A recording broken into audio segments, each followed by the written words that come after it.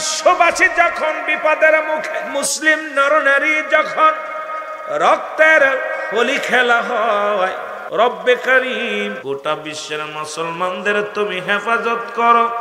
আখেরি মুজাদ্দেদ, আখেরি জামানার মহাইমাম মহাকামেল আমার দয়াল বাবার সৈনিকেরা এইখান থেকে প্রতিবাদ করি। আল্লাহ জালিমদের হাত থেকে মুসলমানদের রক্ষা করো। জোরে জোরে চিল্লায় বলা যাবে না মারহাবা। ফিলিস্তিন মুসলমান এমন একটা জাতি যেখানে মুসলিম জাতি। ইসরায়েল নাম শুনেছেন? ইসরায়েল ছিল একটা যাযাবরী, ইসরায়েল ছিল একটা সৈন্য ছাড়া। যেমন বাংলাদেশের মধ্যে রোহিঙ্গা মিয়ানমার থেকে আসলো, আমরা যেমন তাদেরকে জায়গা দিয়েছি, তদ্রূপভাবে এক সময় নির্যাতিত নিপীড়িত ইসরায়েলের বংশরা তাদেরকে জায়গা দিয়েছিল মায়ের মানুষগুলো, দয়ার মানুষগুলো। কারণ মুসলিম নেতারা মুসলমানদের দিলে বড় মায়া। তখন ওই ফিলিস্তিনের জমিনে মুসলমান, ফিলিস্তিনের মুসলমান ইসরায়েলকে থাকার ব্যবস্থা, খাবার ব্যবস্থা, ঘুমানোর ব্যবস্থা, বসত বিটা করে দিয়েছিল। তাদেরকে মানবতা দেখায়া, মানবিক দৃষ্টি দিয়া আজকে মুসলমান, গোটা মুসলমান তাকায় দেখো সেই ফিলিস্তিনের জমিনকে ওই ইসরায়েলের জানোয়ারেরা দলিত করতে চায়। বড় কষ্ট লাগে রে মুসলমান।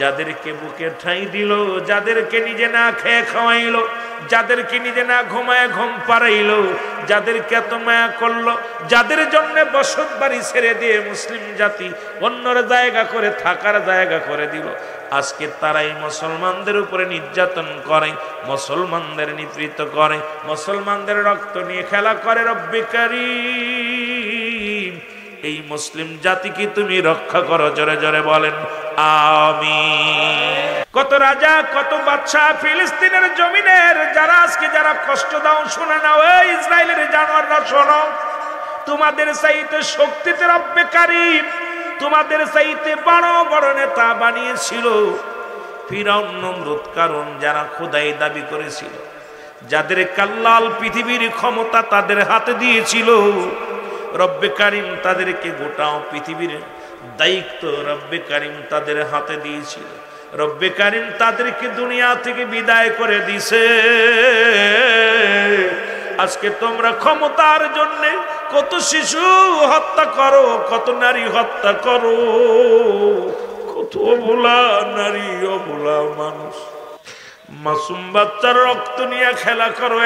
এক ইসরায়েলের জানোয়াররা, শোনো, এই জমিনের মধ্যে আজকে মুসলিমের রক্ত পড়ে, তোমরাও দুনিয়ার মধ্যে থাকবা না। কারণ পৃথিবীর মধ্যে প্রতাপশালী বাদশা আল্লাহ বানিয়েছিল চারজন ব্যক্তিকে, তাদের মধ্যে মুসলমানদের মধ্যে দুজন, একজন নাম নবী সুলাইমান, পয়গম্বর সুলাইমান নবীকে আল্লাহ পাক এই পৃথিবীর মধ্যে বিশাল ধন সম্পদের, বাহাদুরি ধন সম্পদের মালিক বানিয়ে দিয়েছে, পদ্ম পৃথিবীর খলিফা বানিয়ে দিয়েছিল। আল্লাহ তারও দুনিয়া থেকে নিয়ে গেছে। আর একজন ব্যক্তি পৃথিবীর মধ্যে মুসলমান, আল্লাহ রাব্বুল আলামিন অল পৃথিবীর মধ্যে অর্ধ পৃথিবীর খলিফা বানিয়ে দিয়েছিল মুসলমান, যার নাম হলো বাদশা জুলকারনাইন। আল্লাহ তারও দুনিয়া থেকে বিদায় করে দিছে। কিচ্ছু নিয়ে যেতে পারে না, কিচ্ছু নিয়ে সম্ভব হবে না রে মুসলমান, শুনে নাও। এবং তোমাদের মতো ইহুদি, তোমাদের মতো খ্রিস্টান, তোমাদের মতো মুসলিম দুজন আল্লাহ ক্ষমতা দিয়েছিল। ও মুসলমান শুনে নাও, তাদের মধ্যে একজনের নাম হলো মুসলমান বাদশা নমরুদ। আল্লাহ তারে এত পাওয়ার, এত ক্ষমতা দান করেছিল, মিশরের বাদশা তারে বানায়া দিয়েছিল। আল্লাহ তারও দুনিয়া থেকে নিয়ে গেছে চিরস্থায়ী নয়। আর একজনের নাম বাদশা মুসলমান বুখতানসর। এই পৃথিবীর মধ্যে চারজন ব্যক্তিকে আল্লাহ প্রতাপশালী বাদশা বানিয়ে দিয়েছিল। আল্লাহ তাদেরকে দুনিয়া থেকে নিয়ে চলে গেছে, কিচ্ছু নিয়ে যেতে পারে নাই। কারণ রব্বে কারীম তুমি আজকে হাজার মানুষের রক্ত নিয়া ইসরায়েলের সৈনিকেরা শোনো, আজকে তুমি অন্যের মায়ের বুক খালি করে মনে করছো সম্পদের পাড় গড়বা, অন্য মায়ের রক্ত, অন্য মায়ের বুক খালি করে মনে করেছো দেশ স্বাধীন করে দেশের মধ্যে ভাগ বসাইবা। এই দুনিয়ার মধ্যে কিচ্ছু বলতে কিচ্ছু থাকবে না। আল্লাহ বলে কুল্লু মান আলাইহা ফান, আল্লাহ কয় বান্দার এই জমিনের মধ্যে কিচ্ছু বলতে কিচ্ছু আমি রাখবো না। এই জমিনের মধ্যে যা কিছু আছে আমি আল্লাহর জন্য বিচ্ছিন্ন করে দিব। আল্লাহ কয় বান্দার এই জমিনটা আমি পুড়ায়া তামা বানায়া দিব। এই জমিনের মাটিগুলো পুড়ায়া তামা হয়ে যাবে। এই মাটির জন্য আজকে অন্যের মায়ের বুক খালি করো, আজকে এই মাটির জন্য সুদ খাও, এই দুনিয়ার সম্পদের জন্য ঘুষ খাও, সুদের পাহাড় গড়ে ফেলেছ রে বান্দা, শুনে নাও।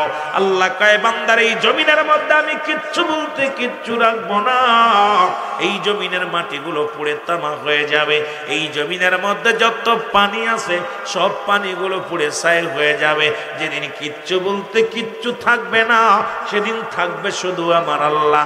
আল্লাহ কয় সেদিন থাকবো আমি রাসূলের ভালোবাসা নিয়া। এ মুসলমান শুনে নাও, সুতরাং অন্যকে ঠগায়া তুমি পাহাড় পরিমাণ সম্পদ করলা, কয়দিন খাবা? দুনিয়ার মধ্যে চিরস্থায়ী তুমি নয়, ক্ষণস্থায়ী হয়তো 50 বছর, 80 বছর, 100 বছরের জিন্দেগি কাটাইবা। এরপরে তোমার এই জিন্দেগির উপরে এমন রুলাস চলবে, এমন আযাব চলবে। কারণ এই দুনিয়ার মধ্যে ইনসাফ মাপির দুনিয়ার মধ্যে চলবে মুসলমান। কাউকে ঠগায় না, কাউকে কষ্ট দিও না। আজকে ফিলিস্তিনের জমিনের সন্তানেরা মা কান্দে, কত গর্ভবতী মায়ের সন্তান পেট থেকে উড়ে এ মুসলমান কয়েকশো দূরে যায় পড়ছে। মায়ের দেহ একদিকে, সন্তানের দেহ একদিকে। এ মুসলমান শুনে নাও, শুনে নাও, ওই কান্না বিফলে যাবে না, ওই রক্ত বিফলে যাবে না। একদিন এই জালিমদের জুলুমের বিচার রব্বে কারীম জমিনের মধ্যেই করবে। জোরে জোরে বলেন ঠিক কি না? এ আমার ভাইরা, আমার বন্ধুরা, আমার রব্বে কারীম ইসরায়েলেরা ভুলে গেলে চলবে না। এইরকম কোন মুসা যেন আগমন করবে মুসলমান, তোমাকে সাইজ করার জন্য কোন আল্লাহর মাহবুব বান্দা তৈরি হয়ে আছে? জোরে বলেন ঠিক কি না?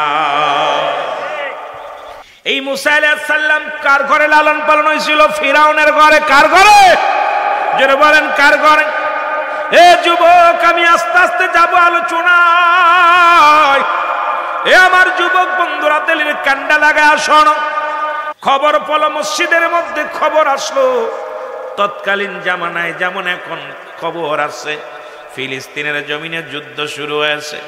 আমরা মুসলমান, আমাদেরকে যদি ভিসা দেয়, যদি আমি চাই মাননীয় যারা আছেন বর্তমান, যারা দেশ পরিচালনা আছেন, দয়া করে একটা ভিসা আমাদের দিয়া দেন। কারণ একবার আমাদের যাওয়ার সুযোগ করে দেন। আমরা বাঁচতে চাই না, কারণ ওই মুসলিম নরনারীর পাশে দাঁড়ায় জীবন দিতে চায়। যারা আল্লাহু আকবার বলে যে শিশুরা ক্ষুধার যন্ত্রণায় কান্দে রে, বনের লতা খাইতেছে ক্ষুধার যন্ত্রণায়, ওই শিশুগুলো অনাহারে, শিশুগুলোর রক্ত ঝরে জমিনের মধ্যে। আর ইসরায়েলের দালালেরা ঘোরাফেরা করে জমিনের মধ্যে, তাদের নজরে বাঁধে না। এ মুসলমান শোনো, ওই রকম মুনাফিক তো তৎকালীন জামানায় ছিল। আল্লাহ কমিনান নাস, মানুষের মধ্যে মায়াকুলু, তারা বলবে আমান্না, তার ঈমান আনছে বিল্লাহি, আল্লাহর প্রতি, অবিল আখিরাতের প্রতি বিশ্বাস স্থাপন করছে। ওমা হুম বিমুমিনিন, আল্লাহ ডাক দে বলা খাবি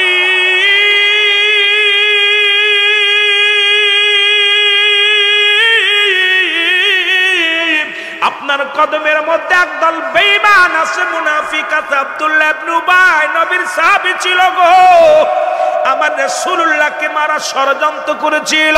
আরে মানুষ মুসলমান না, শব্দের অর্থ মানুষ। আমাদের মধ্যে মুসলমান কিছু আলেম রূপী জানোয়ার আছে, তারা দেখায় ইসরায়েলে ও ফিলিস্তিন সুরক্ষিত আছে, মুসলমান মসজিদুল আকসা সুরক্ষিত আছে। শুনে নাও, শুনে নাও, যেখানে শত শত নারীর কান্না, শত শত মুসলমানদের কান্না, যেখানে মসজিদে মুসলমান ইসরায়েলের অনুমতি ছাড়া যেখানে ওই ফিলিস্তিনের মসজিদুল আকসায় যা যায় না, ও মুসলমান শুনে নাও, যেখানে মুসলমান সেখানে কেমন নিরাপত্তায় আছে রে মুসলমান? মুসলমান, নিজের স্বার্থের জন্য মুসলমানদের ধোঁকা দিতে চাও। এই মুনাফিক তৎকালীন জামানাও ছিল, এখনো আছে রে মুসলমান। এই মুনাফিকরা মুসলমানদের চিরশত্রু। কাফেরদের চাইতে একজন মুনাফিক সবচেয়ে ইসলামের ক্ষতিকারক। জোরে জোরে চিল্লায় বলেন ঠিক কিনা?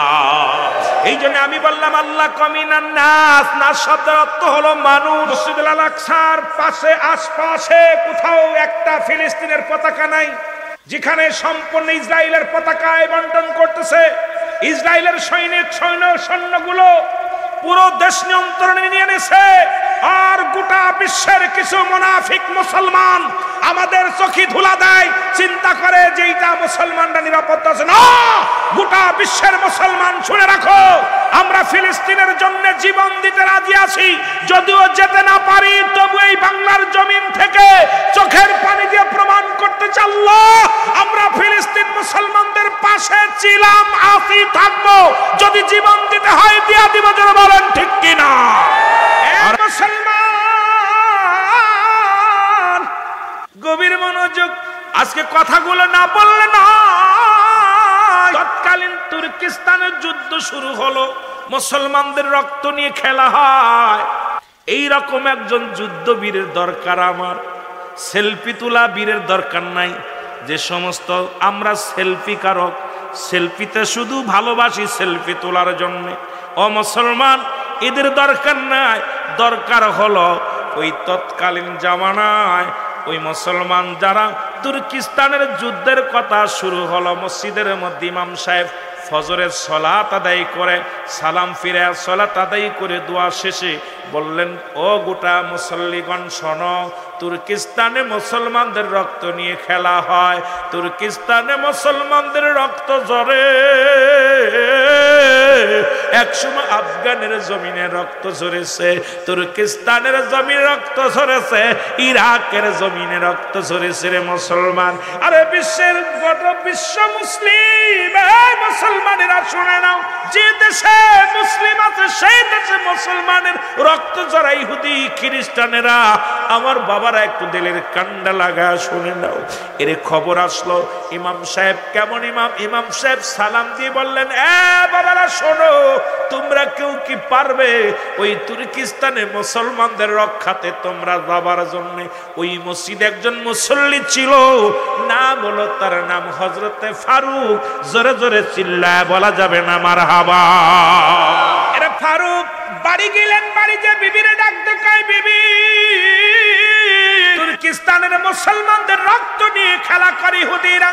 তুর্কিস্তানের মুসলমানদের জমিনের মধ্যে রক্ত ঝরে, ছোট ছোট মাসুম বাচ্চাগুলো অনাহারে কাঁদে। বিবিরে আমি যাব তুর্কিস্তানে রাসূলুল্লাহর সৈনিকদের রক্ষা করার জন্য, মুসলমানদের ইজ্জতের চাদর রক্ষা করার জন্য। ও বিবি শোনো, আমাকে তুমি আর বাধা দিবে না, গুছা দাও, আমি যাব তুর্কিস্তানে। আরে রাসূলুল্লাহর উম্মতিরা, মুসলমান যদি জমিনের মধ্যে যদি আমার চোখের সামনে রক্ত ঝরে মারা যায়, রব্বে কারিমের দরবারে কি জবাব দিব? আমি জবাব দিতে পারবো না রে বিবি, আমি যাব তুর্কিস্তানের যুদ্ধে। বিবি ডাক দেখায়, স্বামী সবে আমাদের বিয়ে হয়েছে 5 মাস, আমি গর্ভবতী, 3 মাসের সন্তান আমার গর্ভে। আপনি যদি চলে যান যুদ্ধের ময়দানে, যদি আপনি না জানি খোদা না করুক আপনি যদি মারা যান, তাহলে আমার কি অবস্থা হবে? আমার গর্ভের সন্তানের কি অবস্থা হবে রে স্বামী? আপনার কাছে আমি কি বলবো? আপনার কাছে বলি, আপনি আমাকে একা রেখে যেন না, আমার এই গর্ভের সন্তান এতিম হয়ে যাবে, আমিও বিধবা হয়ে যাব। আপনার কাছে অনুরোধ করি, আমাকে রেখে যাবেন না। এর হযরতে ফারুক ডাক দে কয়, বিবি আমি মুসলমান হয়ে মুসলমানের ওই কষ্টের দিনে যদি পাশে না থাকি রে বিবি, ওই রক্ত ঝরে তুর্কিস্তানের জমিনে, আজ আমি ফারুক যদি তাদের পাশে না দাঁড়ায়, রব্বে কারিমের দরবারে আমি কি জবাব দিব? জবাব দিতে পারবো না। জোরে জোরে চিল্লায় বলা যাবেন আল্লাহু আকবার। আমার ভাইরা, আমার বন্ধুরা, ফারুকের বিবি বলে, স্বামী আপনাকে ছাড়া আমি কেমনে থাকবো? যুবক বাবারা শুনে নাও, কেমনে থাকবো রে স্বামী? আমি রব্বে করিমের হালাতে রেখে গেলাম। আমার রব্বে করিম দুনিয়ার মধ্যে আমারে পাঠাইছে তার গোলামি করার জন্য রে বিবি। ও বিবি, আমি যাব রাসূলুল্লাহর সৈনিকদের রক্ষা করার জন্য, আমি যাব আমার রাসূলের উম্মতের রক্ষা করার জন্য, আমি যাব সত্য ইসলামকে টিকিয়ে রাখার জন্য, আমি যাব যারা কোরআনের প্রতি অবমাননা করেছে, যারা হাদিসের প্রতি অবমাননা করেছে। আরে আমি ফারুক যাব যুদ্ধের ময়দানে, জীবন দিয়া দিব, জীবন রাখবো না, তবু সত্য ইসলামের কোনো ক্ষতি হোক, সত্য ইসলামের কোনো ক্ষতি হোক, এটা আমি ফারুক হইতে দিব না। জোরে জোরে চিল্লায় বলা যাবে না মারহাবা। হযরতে ফারুক মুসলমান 400 দিনার বা 4000 দিনার হাসামি বিবির হাতের মধ্যে দিয়া বলে, বিবি রে এই নাও, আমি তোমার স্বামী দেওয়ার মতো কিছু না, এই 400 দিনার দিয়ে গেলাম তোমার হাতের মধ্যে। তোমার কাছে দুইটা দাবি। নাম্বার 1, যদি আমার এই তোমার গর্ভের সন্তান যদি ছেলে হয়, ছেলে হলে দুনিয়ার মধ্যে মস্ত বড় আলেম বানাইবা, যেন রাসূলুল্লাহ সৈনিক হয়, যেন আল্লাহর সঠিক গোলাম হয়। বিবিরে তোমার কাছে আমার দাবি,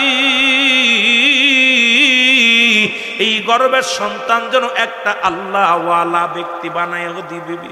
আর যদি তো মেয়ে সন্তান হয়, তাকে তুমি পর্দার মধ্যে রেখে একজন আল্লাহওয়ালা সন্তান দেখে বিবাহ দিয়ে দিবা। ও বিবি, আমি যদি ফিরে না আসতে পারি, আর যদি ফিরে আসি তাহলে তো বিবিরে আমি দেখব, আর যদি ফিরে না আসতে পারি, আমার কন্যা সন্তান হলে ইসলামের বিধান অনুযায়ী মানুষ করবা, লালন পালন করবা। এই কথা বলিয়া হযরত ফারুক ঘোড়ার পিঠে চড়ে বসলেন। ঘোড়ার পিঠে চড়িয়া চাবুক দিয়া রওনা হয়ে গেল তুর্কিস্তানের দিকে। আর স্ত্রী তাকায় আছে স্বামীর পথের দিকে। যতক্ষণ পর্যন্ত স্বামী চোখে মুসলমান, যতক্ষণ পর্যন্ত দেখা যায়, বিবি স্বামীর পথের দিকে তাকায় তাকায় চোখের পানি ছাড়তে লাগলো। আমার যুবক বন্ধুরা শোনো, কান্দে আর ডাক দিয়ে বলে, রব্বে কারীম, এই দুনিয়ার স্বামী আমি প্রয়োজন না, আমি তোমার গোলামি করতে চাই, তোমার রাসূলের মতে চলতে চাই, সত্য ইসলামের বিধান মেনে আমার চলার তৌফিক দান করো। যতদিন বেঁচে থাকি আমারে তুমি মানি হালাতে রাখো, আর আমার স্বামীকে তুমি রক্ষা করো গো আল্লাহ। যদি আমার স্বামী বেঁচে থাকে, যদি যুদ্ধের ময়দানে যদি বেঁচে থাকে গো আল্লাহ, আমার বুকে ফিরে দিও, আর যদি না থাকে তুমি শাহাদাতের মৃত্যু দিয়া দিও, যেন রাসূলুল্লাহর সত্য পথে মৃত্যু হয়। জোরে জোরে চিল্লায়া বলা যাবে না মারহাবা। দুনিয়ার মধ্যে আল্লাহ তাআলা সুন্দর একটা পুত্র সন্তান তারে দান করলো। সন্তানটাকে বুকে নিয়ে আল্লাহ আমি এমন সৈনিক বানাবো, দুনিয়ার কোনো মুখাপেক্ষী হবে না।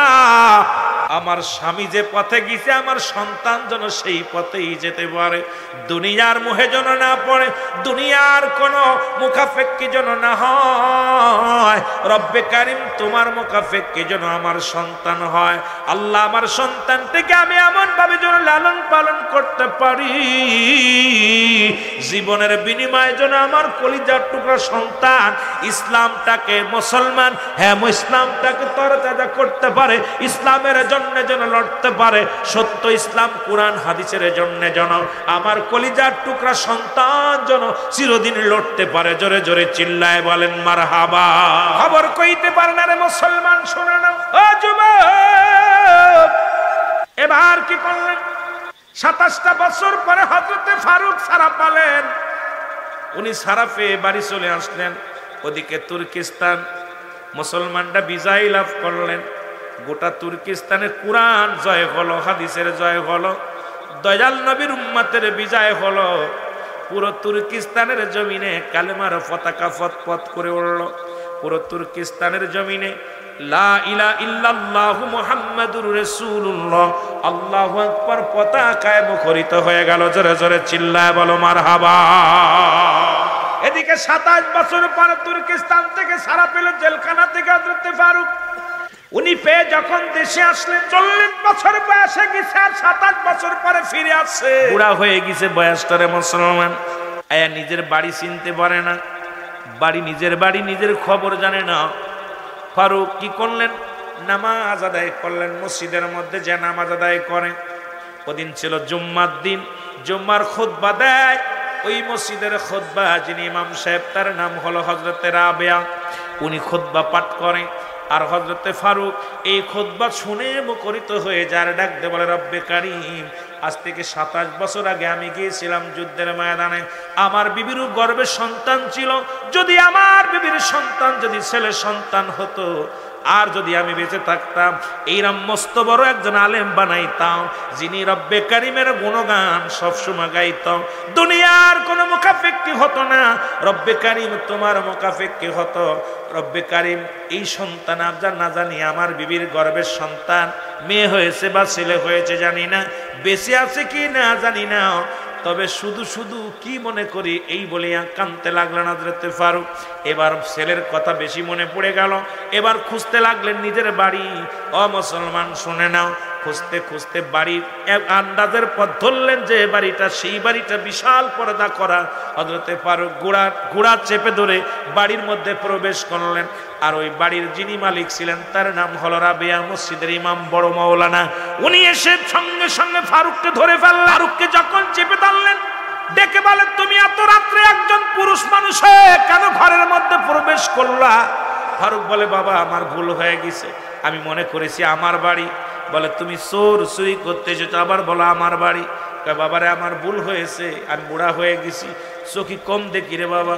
এইরকম একটা বাড়ি আমার ছিল, আমারও বিবি ছিল, বাবারে আমার ঘর সংসার ছিল, কিন্তু আমার জীবনটা তো আমি জীবনটা শেষ করে দিছি আমার রাহমাতুল লিল আলামিনের ভালোবাসায়।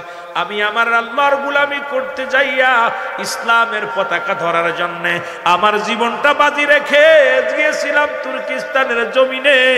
তবে আমার জীবন সার্থক যে তুর্কিস্তানের মুসলমানদের বিজয় ঘন্টা বাজায় আইছি। জোরে জোরে চিল্লায়া বলা যাবে না মারহাবা? আর একটু জোরে জোরে চিল্লায়া বল আল্লাহু আকবার।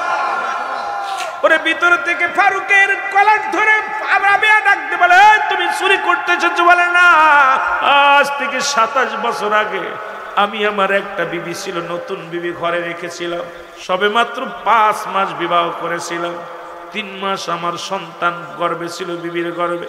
তুর্কিস্তানের মুসলমানেরা নির্যাতিত, ইহুদিদের হাতে মার খায়, খ্রিস্টানদের হাতে মার খায়, তুর্কিস্তানের মুসলমানদের রক্ত জমিনের মধ্যে ঝরে। এই খবর যখন আমি শুনতে পাইলাম, আরে আমার নতুন বিবি সন্তানের মায়া ত্যাগ করে আমি আমার রাসূলুল্লাহর উম্মতের জন্য ময়দানে ঝাঁপিয়ে পড়েছিলাম। আমি দেশ ছেড়ে আমি চলে গিয়েছিলাম তুর্কিস্তানের জমিনে। ওখানে যাইয়া আমি কি করলাম, ওখানে আমি অনেকগুলো সৈন্যের সঙ্গে মোকাবেলা করলাম, যুদ্ধে শরীক হলাম। এরপরে ওই ময়দানের মধ্যে আমি ধরা পড়ে যাই। একদিন দুদিন করে 27টা বছর আমার জীবন থেকে চলে গেছে। আমার বিবির নাম অমুক, আমার একটা সন্তান ছিল 3 মাসের গর্ভে, সেই সন্তান জানি না সন্তান ছেলে না মেয়ে হয়েছে জানি না। আজকে আমি দেশে ফিরে এসে আমার বিবি বাচ্চা কাউকে খুঁজে পাচ্ছি না। এটাই মুসলমান। ভিতর থেকে রাবেয়ার মা যখন স্বামীর মুখে যখন এই কথা শুনেছে, ভিতরে থেকে এসে দৌড়ে আসিয়া স্বামীর পায়ের মধ্যে পড়ে গেছে। জোরে জোরে চিল্লায়া বলা যাবেন আল্লাহু আকবার। এর স্বামীর পায়ের মধ্যে পড়ে যখন লুটিয়ে পড়েছে, রাবেয়া কয়, মা জীবনে তো তুমি বেগানা পুরুষের সামনে যাও না, মাগো তুমি আজকে কোন পুরুষের সামনে তুমি আসলা? মা আর চেনো না জানো না, তার পায়ের মধ্যে পড়ে গেল। রাবেয়ার মা ডাক দে কয়, রাবেয়া রে, ইনি আর কেউ নয়, ইনি আমার স্বামী, তোমার জন্মদাতা পিতা। আজ থেকে 27 বছর আগে তোমার মায়া আমার মায়া ত্যাগ করে ইসলামের মায়ায় পড়িয়া, ইসলামের মহব্বতে পড়িয়া, কোরআনের মায়ায় পড়িয়া, সব সারিয়া রাসূলুল্লাহর সৈনিক হইয়া তুর্কিস্তানের জমিনে গিয়েছিল। জোরে জোরে চিল্লায় বলো মারহাবা। এ দুনিয়ার মুসলমান,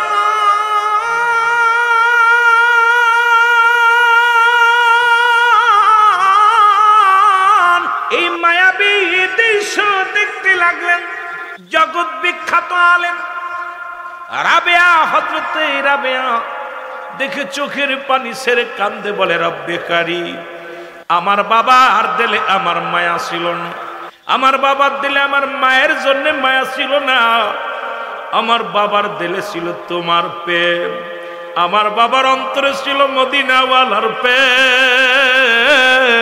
আমার বাবা নতুন বিবি ছেড়ে দিয়া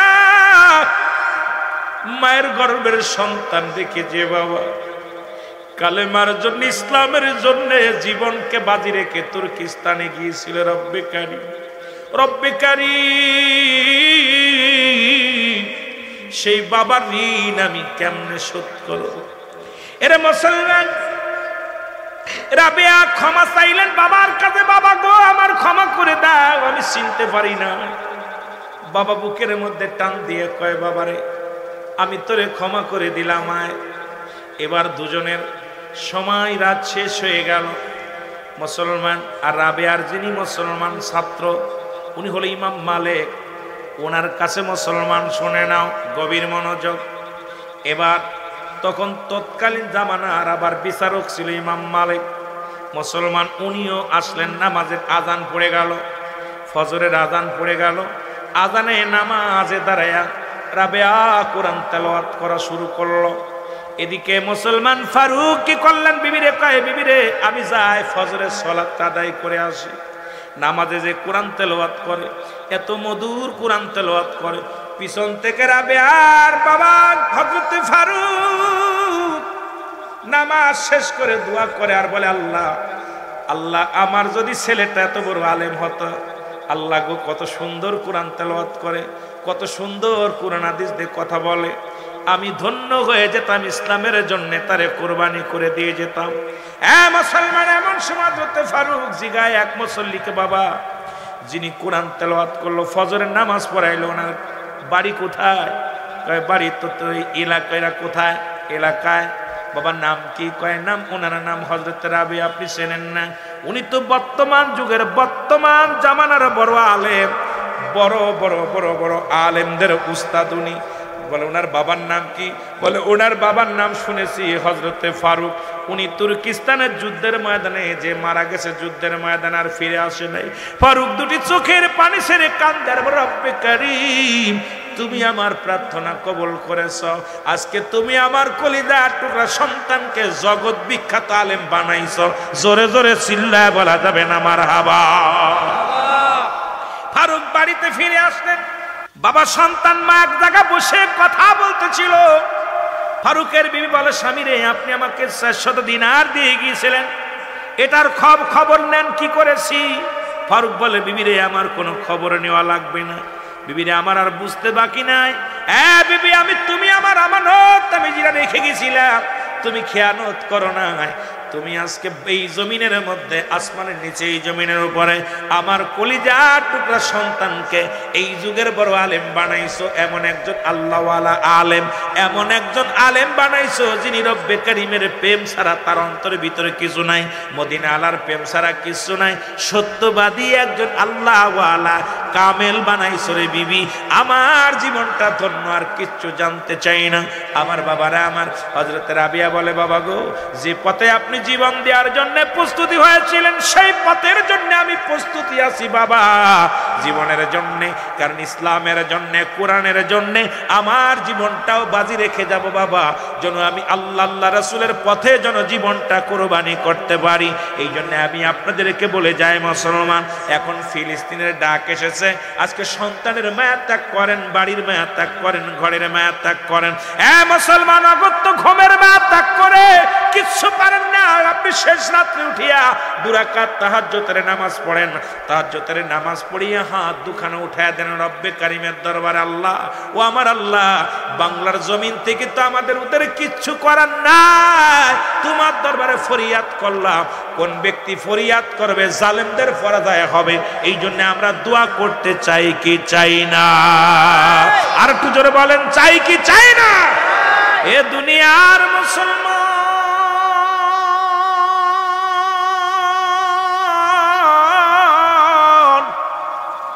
পৃথিবীর মধ্যে আসার একটা সিরিয়াল আছে, যার কোনো সিরিয়াল না। নাতি জিন্দা দাদা নাই, দাদা জিন্দা নাতি নাই। বাবার কাঁধে সন্তানের লাশ, সন্তানের কাঁধে বাবার লাশ। আল্লাহ কখন যেন মালাকুল মাউত আসবে। মানুষের দুইটা টাইমে মরণ হয়, একটা হলো রাতের বেলা, একটা হলো দিনের বেলা। ও যুবক, দিন শুরু করেছিলাম, মৃত্যুবরণ করি নাই। রাত শুরু করেছি, মৃত্যুবরণ এখনো করি নাই। রাত যে শেষ করতে পারবো কেউ বলতে পারি না। মালাকুল মউত, পৃথিবীর মধ্যে তিনটা বিপদ মানুষের। নাম্বার ওয়ান হলো মানুষের মরণ। 2 নাম্বার বিপদ হলো কবর। 3 নাম্বার বিপদ হলো কিয়ামতের ময়দান। একটার পর একটা বিপদ। আল্লামা মুফতি আমজাদ আলী সাহেব একটা কিতাব লেখলেন, কিতাবের নাম্বার শরিয়ত।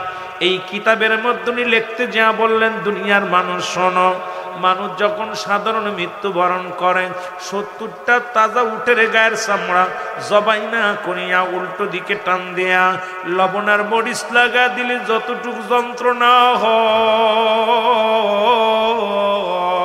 হয়, এর চাইতে 70 গুণ যন্ত্রণা হলো একটা সাধারণ মৃত্যু। এখন আমরা যারা মরণকালে পায়খানা করে দিই রে, ও যুবক, আমরা যারা মরণের সময় প্রস্রাব করে দিই, মরণের সময় চোখ দুটি বড় বড় হয়ে যায়।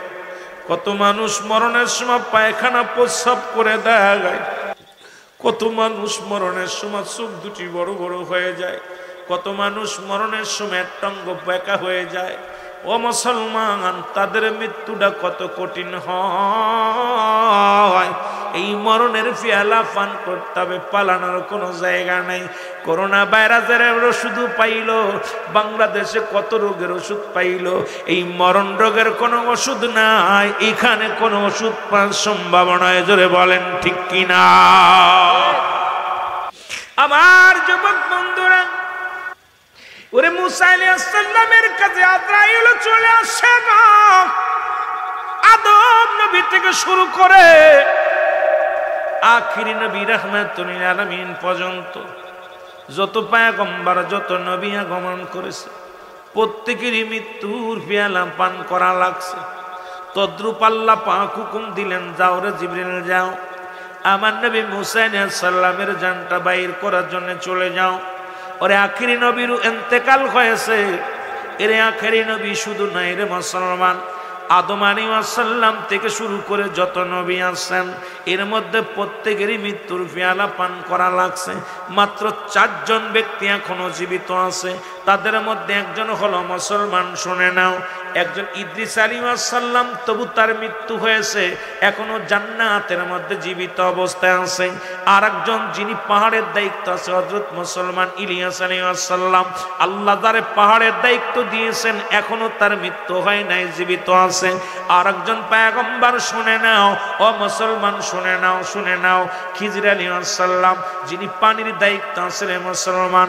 আর একজন আসবে এই দুনিয়ার মধ্যে, যিনি এখনো মুসলমান জিন্দা অবস্থায় আছেন, ঈসা আলাইহিস সালাম, যিনি ঈসা ইবনে মরিয়ম। এই মুসলমান আলোচনার মধ্যে এই মুসলমান হযরত, শুনে নাও, এই মুসা আলাইহিস সালামের আজরাইলের কথা বলতে যাইয়া অনেক আলোচনা চলে আসবে, কিন্তু আমি চেয়েছিলাম আজকে ফিলিস্তিন নিয়ে, বর্তমান প্রেক্ষাপট নিয়ে, বাস্তবতা নিয়ে আলোচনা করব। তবু কর্তৃপক্ষ যেহেতু প্রথম থেকে শুরু করছে, হুজুর এই মুসা আলাইহিস সালাম আর আজরাইল আলাইহিস সালামের একটু ঘটনা বলবেন, এই জন্য আমি না বলে আর পারছি না রে মুসলমান। যদি না বলে যায়, সকালবেলায় বলবে মৌলানারে নিয়ে আসলাম একটু এই কথা শোনার জন্যে, হুজুরের মন মতো ওয়াজ করে গেল। তবে মুসলমান, বর্তমান যে অবস্থা চলতেছে, আর বসে থাকার সময় নাই, কারণ যে কোনো মুহূর্তে বিপদ আসতে পারে। নবীর উম্মত বলে যদি দাবি করো, ঈমান নিয়ে যদি মরতে চাও, এখনো বসে থাকার সময় নয়, ময়দানে নামতে হবে, জোরে জোরে বলেন ঠিক কিনা? এ দুনিয়ার মুসলমান,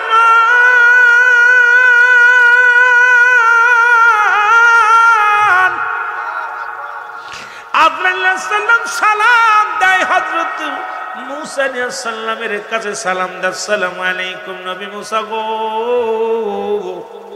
আমি আপনার কাছে হাজির হয়ে গেলাম। মুসা নবী ওয়ালাইকুম আসসালাম, তুমি কে? বলে আমি আজরাইল। বলে আজরাইল রে, তুমি কেন আসছো? বলে আমার নবী গো, রব্বুল আলামিন আমারে পাঠাইছে আপনাকে নিয়ে যাওয়ার জন্য।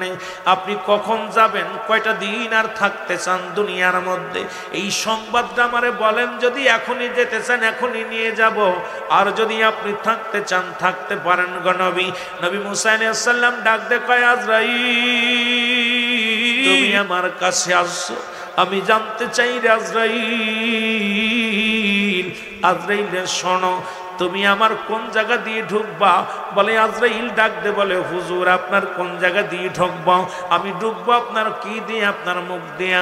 আজরাইল কয়, ও আজরাইল ডাক দে কয়, নবী মুসা ডাক দে কয়, আজরাইল তুমি কি জানো না আমার এই মুখটা দিয়া রব্বে কারিমের সঙ্গে আমি কথা বলেছি, আমার এই পবিত্র মুখ দিয়ে তোমার ঢুকতে দিতে পারি না রে আজরাইল, এই পবিত্র মুখ দিয়ে তুমি ঢুকতে দেব না, সম্ভব নয়।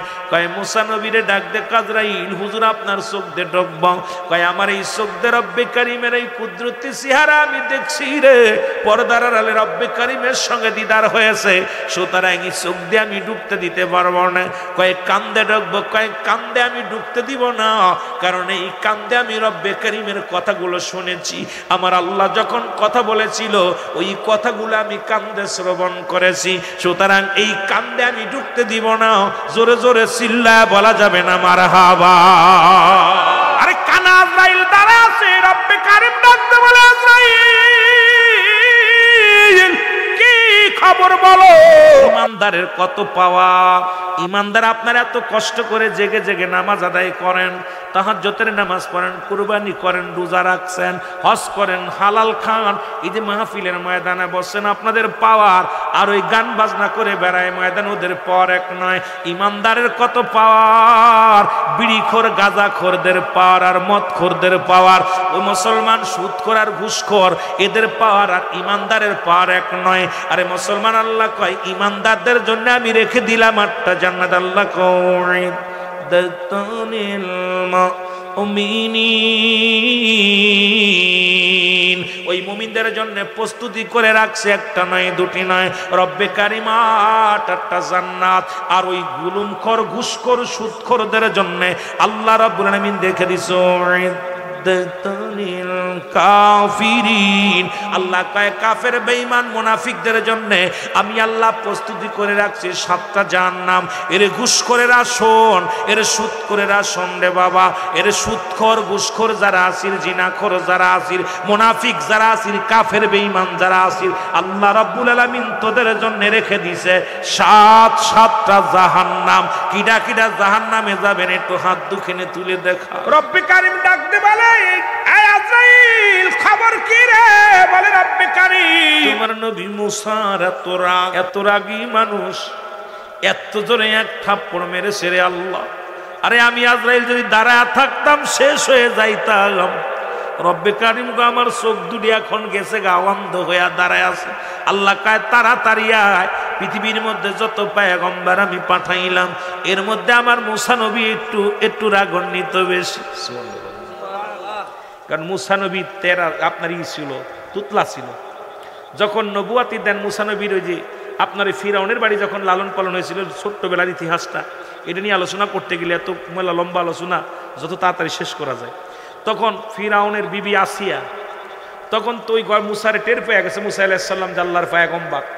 তখন ফিরাউন পরীক্ষা করার জন্য একটা পাতিলের মধ্যে আগুন আর একটা পাতিলের মধ্যে দিয়েছিল, তারপর বিজয়ী মুসা আলাইহিস সালাম হবে।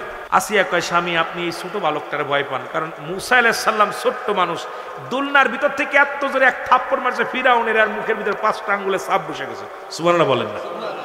ফিরাউন কয় মুসা আসিয়া এটাই হবে, এটাই আমার ছোট্ট আঙ্গুল, ছোট্ট মানুষ কোলের ভিতরে। কয় মুসা আলাইহিস সালাম খেলা করতেছিল দুলনার মধ্যে।